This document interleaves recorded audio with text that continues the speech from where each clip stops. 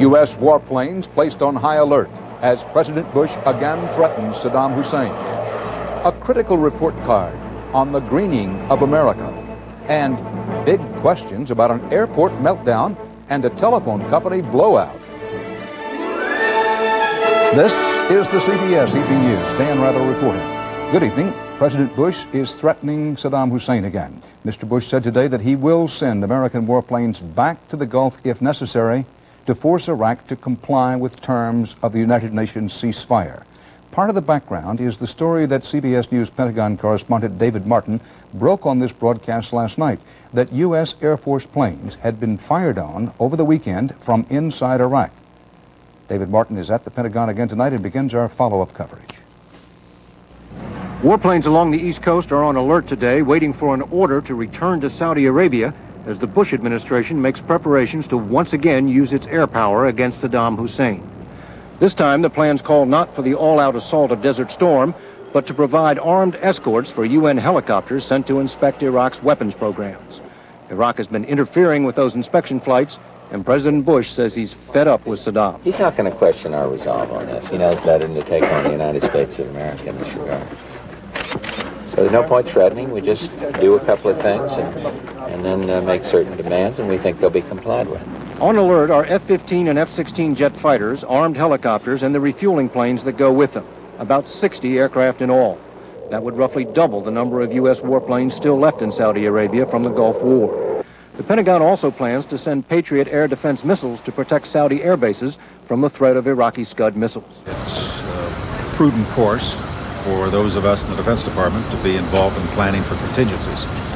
And that's exactly what we're doing. The president's national security advisor said the operation could be called off if Saddam stops interfering with the inspection flights. There's been no execute order, and if he will comply with the UN resolutions, there won't need to be an execute order. Iraq's ambassador to the UN sounded like he is at least willing to talk. If anyone would like to reach really a constructive agreement, it is possible. I must strongly protest, and I emphasize strongly. The confrontation has been building since June, when UN inspectors were barred from visiting a site believed to be part of Iraq's nuclear weapons program. While the UN inspectors were stopped at the gate, the Iraqis trucked suspicious equipment away.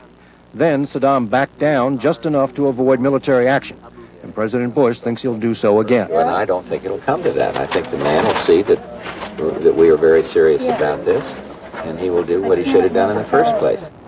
The president has set no deadline for Iraq to comply, but if Saddam continues to stonewall, Pentagon officials say it would take less than a week to begin the escort operation once the president gives the order. Dan? David Martin, live at the Pentagon. Thanks. Joining us now from our Washington Bureau, and we're glad to have him back, is retired U.S. Air Force General Michael Dugan, a CBS News consultant on military affairs. General Dugan, good to have you back. What kind of aircraft would we use, and what kind of targets could be hit should the president decide to do it? Given what the president has said, Dan, I think the first kinds of airplanes that would be important and be useful would be helicopters. Helicopters to bring the teams in are available now. They've been provided by a number of countries. But armed escort helicopters like Apaches would be very helpful. Those are the best kind of escorts. Then beyond that, to back those up, you'd see a mix of F-15s, F-16s. I think AWACS airplanes to provide additional coverage would also certainly be useful. General Dugan, what's your instinct as a career military officer? Is this going to lead to a renewal of hostilities, or is it on both sides or either side a kind of high-stakes bluff? I think that the United States has maintained since last August great credibility by our policy and by our military steps in this region of the world, and I think President Bush means to maintain that same degree of credibility today. I think, as he said, he's fed up, and he means to shut this off. Will it lead to outright hostilities? Perhaps not, but we need to have the clout, and we need to have the will to employ that clout, if necessary, in order to maintain that credibility. We have enough ground forces there to back up any airstrikes?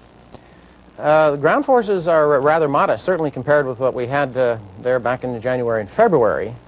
And once you pursue one of these lines of attack, indeed you need to protect the forces that you bring in with Patriots. You need to protect the Patriots with some additional support forces. And so a great deal of potential ground force is probably on the list of options that are being studied. General Dugan, thanks a lot for being with us. Now, for context and analysis, we bring in our veteran CBS